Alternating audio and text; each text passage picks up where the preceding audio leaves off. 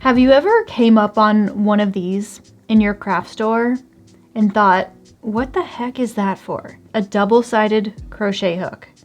And no, you don't use one side and then switch to the other when you get bored.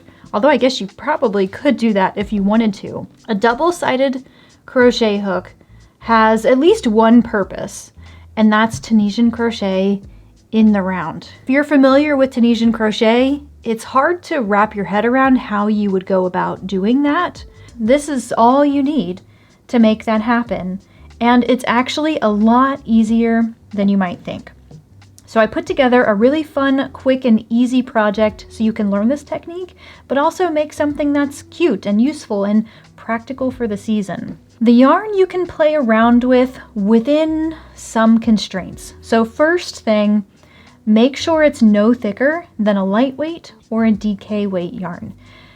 Then the nice to haves would be something cotton or something that you know is sturdy, something that is going to hold up to a lot of use. Obviously think about how these are used. You know, you twist them and they're constantly rubbing on itself. So using something like a roving yarn wouldn't be my first choice just because I think it'll pill over time. Honestly, I have been reaching a lot for this Knit Pal Cotton to the Core yarn. This is the DK weight version, and it's on the border for being almost too thick for this size crochet hook. But it's really easy to see, for you to see, and it's really easy to work with. So I think it's a great place to start if you have some of this in your stash. So this project and Tunisian crochet in the round project start off like any other. You need a slip knot and you need a starting chain. So for this scrunchie, you're going to make 70 chains. I know it seems like a lot and it's going to look way too big, but it totally works out in the long run. So normal chain, nothing new or different or weird about this.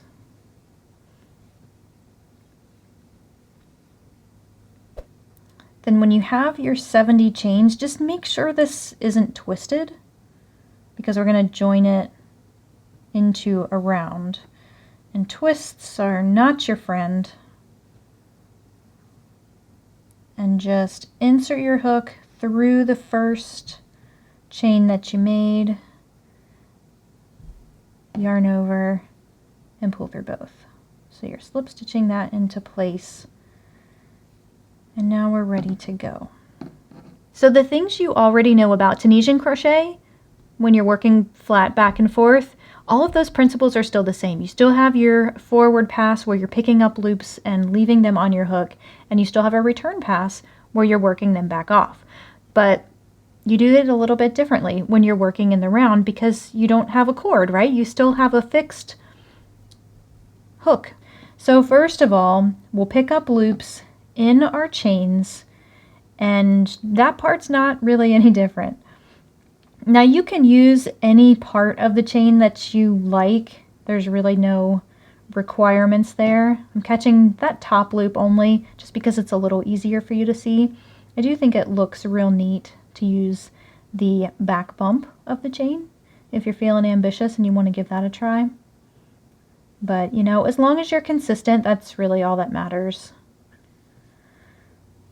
Just yarn over, grab the yarn, pull up a loop, leave it on, and then wiggle it around a little bit so that all of the loops are past the skinniest point of the crochet hook.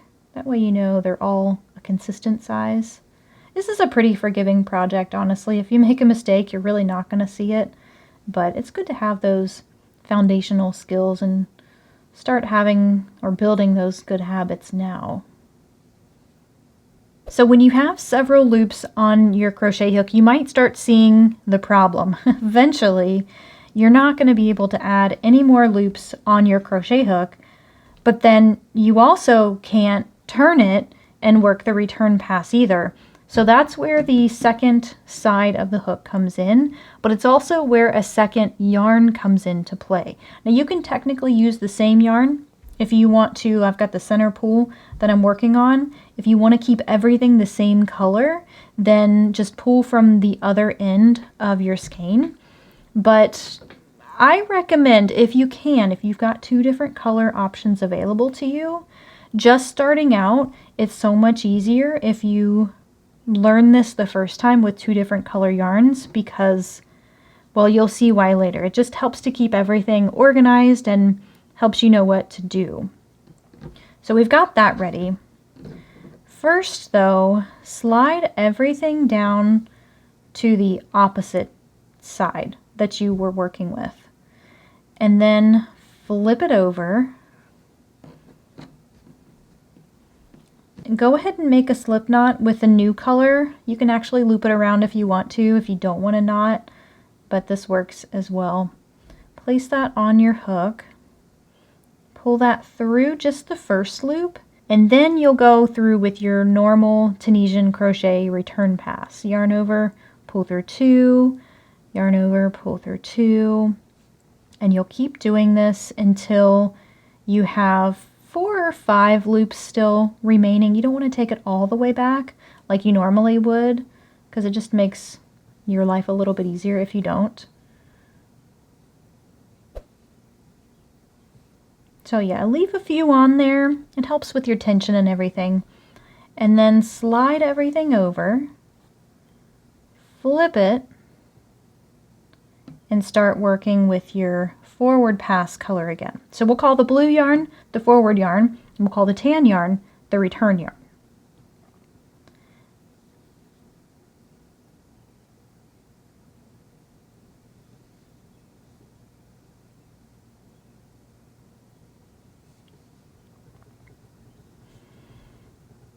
Then slide everything over, drop this yarn, flip it, pick up the return yarn, yarn over, pull through 2, yarn over, pull through 2,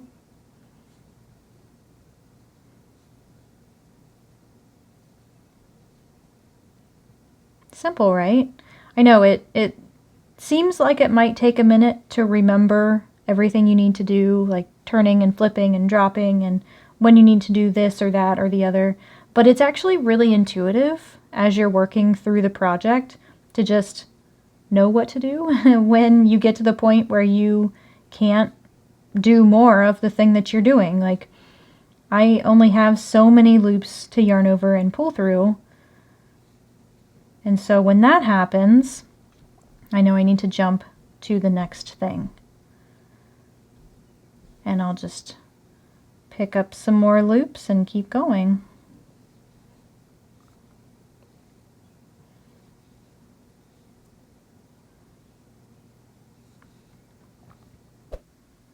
So I've got one more chain here. We'll treat that one like normal.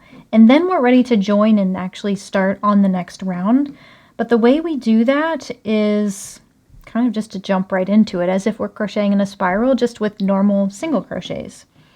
So find your first stitch, and it will be the one that has your slip knot or your new yarn coming from it. I'll just put that in the back so it's out of the way. So that is the first stitch that we need to work with. But if you're unfamiliar with Tunisian crochet and you have no clue what you're looking at, this can be really confusing. Instead of having a V that you work your stitch into like your regular crochet hooks, with Tunisian crochet, all of these vertical bars that you see in blue here, those are the stitches that we have to work into. If you look at it real close, so we're going to turn this one to the side, see how it is a loop? So it's like a vertical loop that's sort of looped around. That's what every single one of those stitches look like. And basically where you work your hook and all of that stuff is what gives you different Tunisian crochet stitches. So for this project, we're going to use the simple stitch. It's the easiest one to use, and it's actually really thin, so it works really well for this project.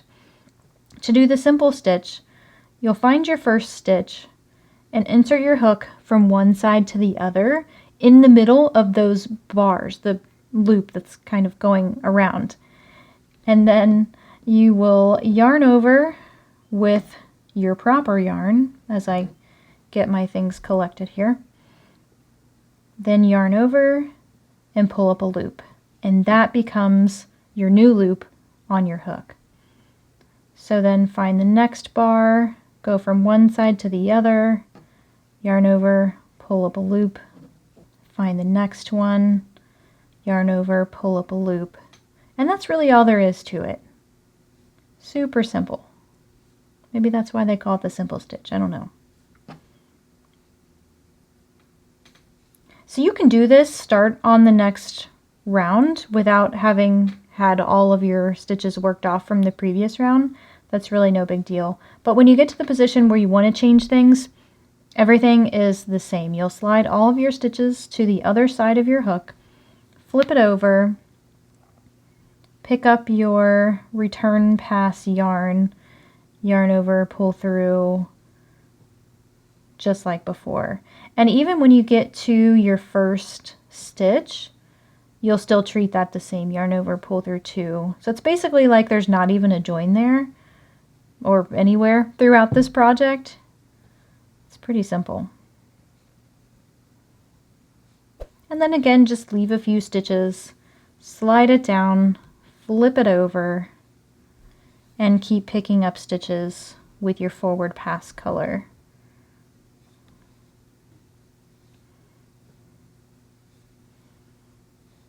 So this is the simple stitch, and I think it's one of the best stitches to use for this project, but it's by no means the only stitch that you can use. I have experimented with the Tunisian knit stitch. I just am a sucker for the stockinette stitch. I really love how it looks, and the Tunisian knit stitch looks like the stockinette stitch in knitting. But you know, that stitch is just a little bit thicker than this one, and so it really didn't look as good as I wanted it to. So something to keep in mind, not to say you can't use the Tunisian knit stitch. I would say though, if you did, go up a hook size or 2 if you can, and potentially even use a thinner yarn, maybe like a fingering weight yarn might work with this size, but play around with it, I think, is the moral of the story. Try different Tunisian stitches if you're familiar with Tunisian crochet and see what types of projects you can come up with. But just know that one of the prerequisites to this functioning properly is that it has to have a really good drape to it. So any stitch yarn hook combo that gives you a nice flowy drape, I think is perfectly safe for this project. Slide it over, flip it, work the return pass.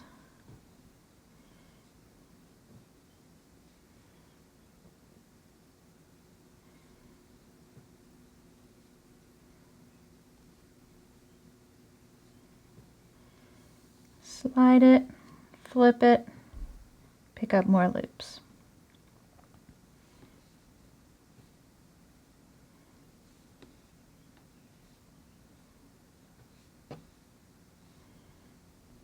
You can't really see it yet, but using 2 colors looks really cool in Tunisian crochet, especially with the simple stitch. The pattern will really start to emerge after we get 2 or 3 more rounds, but it looks really good when it's a single color too. These are great little stash buster projects too. I never even thought about that, but you don't need a ton of yarn, and it's a great way to use up the lightweight yarn or the fingering weight yarn, the DK weight, the stuff that you don't ever really use all that much because you don't have a ton of projects in mind. When you make it back around again, there's really nothing new or different that you have to do to start working on the next round. Just find your next stitch over and work your simple stitch like normal.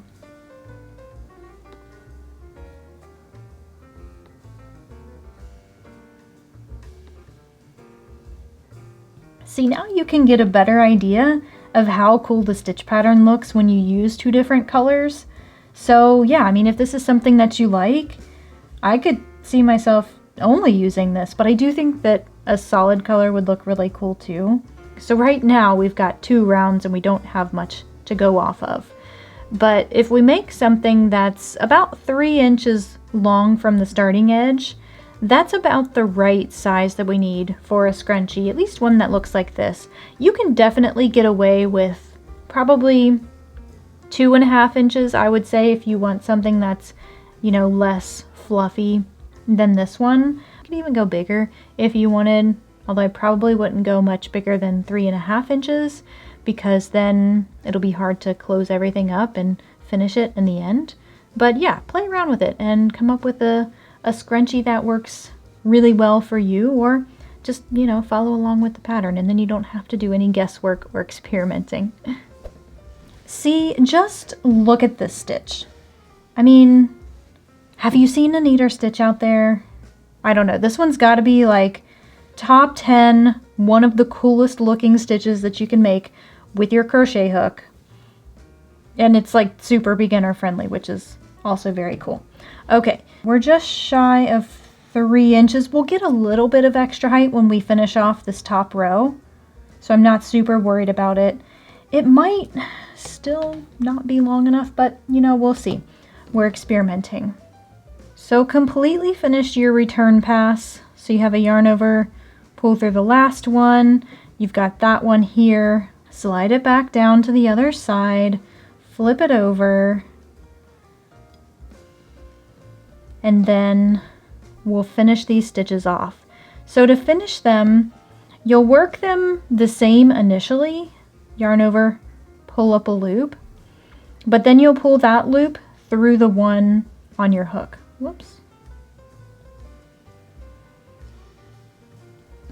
And that'll finish that one off. Then do it again, pull up a loop, pull it through,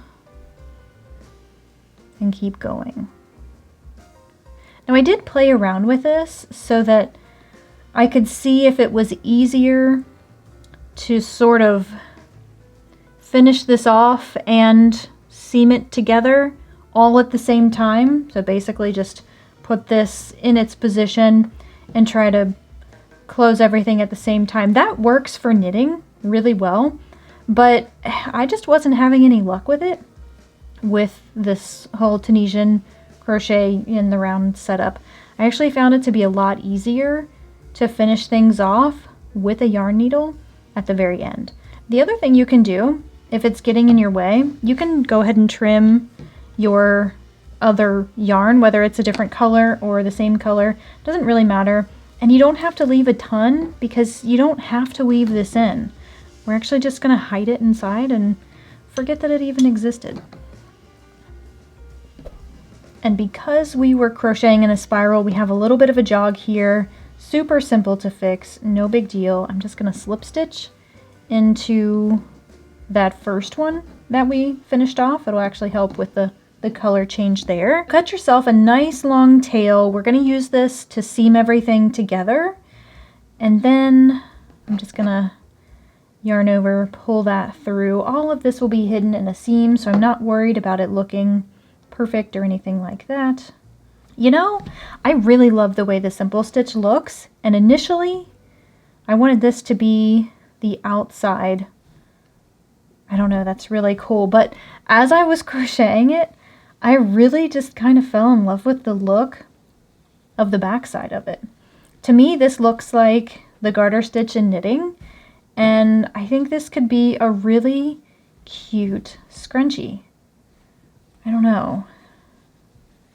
This is a tough decision. Gosh, it really does look cool like that.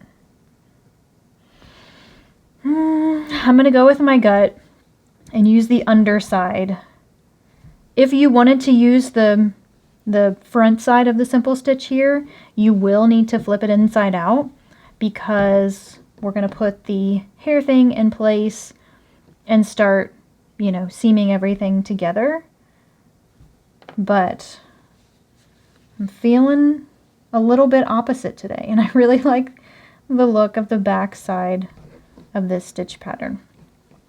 And it's actually working with me, the curl, instead of against me like normal. So I found the easiest way to go about doing this is to sort of fold it up and wrap it around, just like this. You can play around with it and see what works best for you, but you will need to get yourself some room, I guess, to work with that is close to your tail. So the other tails, I'm just stuffing inside and not worrying about them. You could weave them in if you want to, if you really feel like it's necessary, but it just didn't really seem necessary to me. So another thing, play around with this seam and see what works best for you. I played around with it a little bit on this first one. Normally I like to do like a back and forth kind of thing, and it pulls the edges together so they kind of look fused, and it usually looks pretty good that way. That is right here, and I personally didn't like the way that looked. This is just a normal whip stitch, and I'm okay with that. I think that looks pretty all right. So we'll do that on this one as well. I think it'll even be hidden more because the stitch pattern is so much bumpier than this one is. You know what I mean? So my general guideline here is just to use every single stitch. And you have to play around with it, but generally each stitch is pretty easy to see. I'm catching both loops. And then on the other side, it really wants to curl in, so you have to really look for it.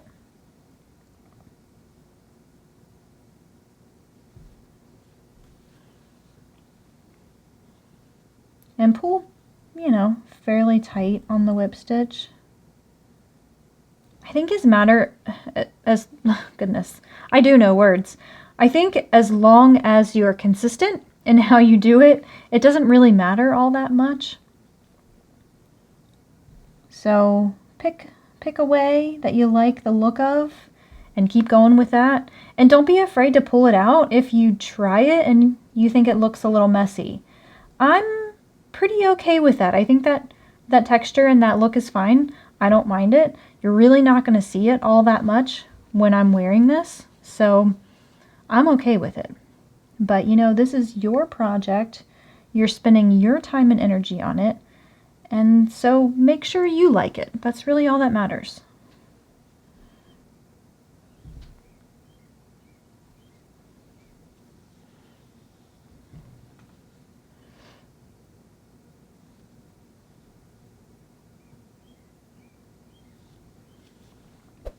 It's kind of interesting too, since I used two different colors here, and obviously the darker yarn was my starting chain, the color I started off with, and it was also the color I finished with. There's a nice, you know, solid line there at the end that I didn't really think about that would be there, but I like the way that looks. Yeah. So I just want to make sure, obviously, I'm closing the hole completely, getting everything nice and secure. Yeah, this actually worked. I'm super pumped. Now, you could spend a lot of time weaving this end in, but I think I'm going to take a play out of my amigurumi playbook or whatever and just hide it inside. Trim it off. You know, work smarter when you can.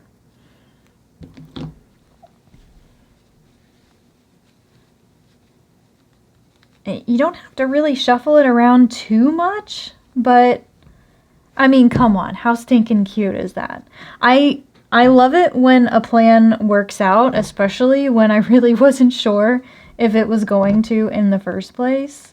I really can't wait to see what it looks like in a solid color, and perhaps on the other side, you know, the right side of the Tunisian simple stitch. Anyways, this is obviously just one way that you can go about crocheting Tunisian crochet in the round, making a cute little scrunchie that you can use all summer long.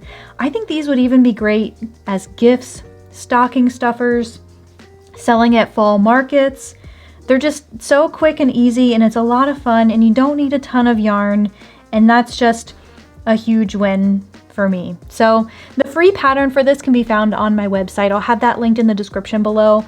If you want to support the channel, I have the PDF version available B.Hooked.com is our shop for all of our PDF patterns. We have some digital pattern bundles that I've curated some fun projects I think that you'll like to work on, but you can also make your own bundles with some pattern discounts for buying multiples. We have some t-shirts if you're into that sort of thing.